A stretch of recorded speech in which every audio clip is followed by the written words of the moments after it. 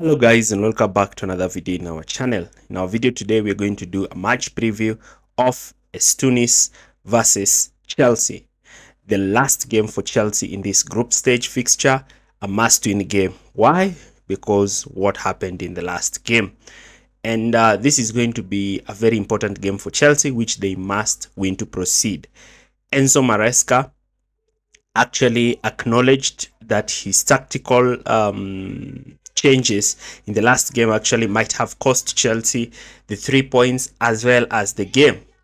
But what we notice is that Maresca's 3-4-2-2 structure, or what we call a 2-4-2 structure, lacked the width that is necessarily required by Maresca teams so that they can be able to create overloads in the wide areas in these scenarios. Now, the Club World Cup, Maresca has said, is an important competition, though Maresca has continued to raise some concerns about it, but it's a competition that the players would really like to win. And in this game in particular, Chelsea will be trying to get a victory and actually try to ensure that they secure themselves into the next rounds. Maresca in his press conference talked about his team. He talked about the last game and he talked about how he really felt about the last game. He also addressed Nicholas Jackson, who apologized to he apologized to his team because he came in instead of helping the team, got the red card, and actually made it so impossible for the team to actually even make a comeback in that game. Maresca also expressed his frustration with the weather and how this is affecting the players' training. But however, he said the team will be ready for tomorrow and he will make changes. Before we start, do not forget to like, share, and subscribe to this channel for more videos like this. Now, the lineup, again, Sanchez will maintain his position in goal. I hear that some fans have issues with Sanchez towards the last game, but I did an in-depth analysis on what led to the circumstances for Chelsea to lose that game. And yes, Sanchez to some extent might have had fault in some goals, but overall looked quite better. The fullbacks, I'm still going to go with Reece James and Cucurella. I am saying Reece James and Cucurella because I do not want to have Gusto play in this game because Gusto has not been quite great recently. And I'm still maintaining my pick for Reece James and Marc Cucurella in that position. And both of them have interesting roles in this position that I'm going to talk about. Center backs, I'm going to go with Tosin and Colwell. They are our best center back partnership. I know some might try to talk for players such as Chaloba, but in my opinion, Tosin and Colwell have been our best partnership. Both of them, the two of them, have been our best partnership in that defense. In midfield, I'm going to go again with our best midfield, which is Caicedo and Enzo Fernandez. One is a sitter, the other is a box-to-box midfielder who bombs forward and is looking to crash into the box, while Caicedo is doing the great job of tackling, intercepting, and dictating the play from deep, giving Chelsea that extra edge while building from the back. Going with the front three, I'm still going with two wingers. I do not want this thing of inside forwards. I'm going Noni down the left, Pedro Neto down the right, Palma through the middle. You need these wingers to stretch the opponents. Remember, I always say this. The wingers' work is to stretch the opponents. Once they stretch the opponents, they are able to drag the fullbacks out of positions, allowing players like Palma and Fernandez to get the space to attack in between the lines. Without these wingers, Chelsea cannot do anything. The system collapses. And leading the line is Delap, and now he'll have to learn and actually play for full 90 minutes. He needs to step up. He needs to prove his worth because now Jackson is not there. He needs to prove that he can carry this team on to the next level and actually score a goal for his team in this Club World Cup. Now, we know that the last game Maresca attempted to use a new structure. He tried to use width from the fullbacks and he tried to have Palma and Fernandez operate in the inside channels and isolate the opposition center backs in a 2v2 situation.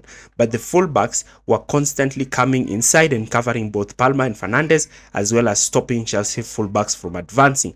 And because the Chelsea fullbacks are not so great when it comes to advancing with the ball forward, It even made it more and more difficult for them to try and even have an effect on the game. And this created lots and lots of problems for Chelsea in these kinds of scenario.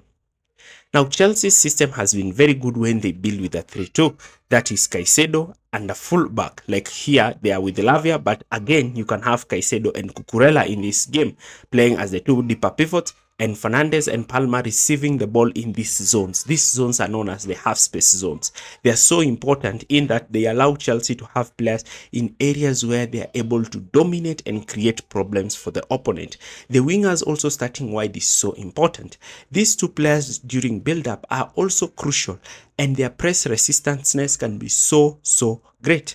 If Maresca wants to alter the system, he can probably decide to have Chaloba and Colwell, but start Caicedo as a right back, then invert Caicedo alongside Lavia. That's also another method of trying to get overloads in midfield, because I believe that the Chelsea players are so comfortable in this system. They know how to move the ball in this system, and players like Palma and Fernandes become a nuisance to the opponents when they pick up these half space positions, because now when you have these two midfielders who are carrying the ball forward, players like Palma are able to create this problem by receiving the ball in between the lines, creating problems for the opponent and looking to link up with the wingers.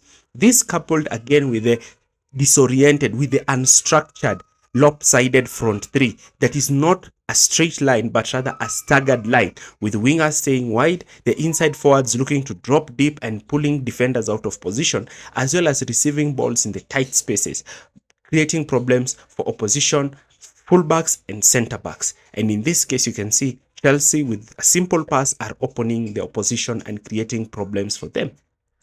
Without the ball, the last game I saw Chelsea looking to sit in a 4-1-4-1, and this was problematic because now you can see in this case, Caicedo is being dragged out of position. And there is another player in the other side who's quite free. But if you have Caicedo and Lavi and Fernandes, both of them, two of them playing as a pivot in a 4-4-2, then what it means is that the two of them are able to cover these two players in between the lines, as well as the wingers and Palma are able to help in covering the central regions of the pitch. Because once you allow the players to play the ball through the lines, then it makes it difficult even for your team to defend. And this is one of the problems that Chelsea really faced when they were playing against Flamengo. So Maresca knows that the fans are really interested in this game. The fans are really invested in this competition, and therefore he has to pick his right team, his right players, and his right system to get the result to qualify for the round of 16. Chelsea are still in the transfer market, with now rumors that there's a swap between Christopher Nkunku and Garnacho. In my opinion, we will see how that goes. But Garnacho is not that type of player that I would go for. But anyway, it's what the club does. What do you think is going to happen in this game? Leave your comments in the comment section area below. Thanks for watching and see you in the next video.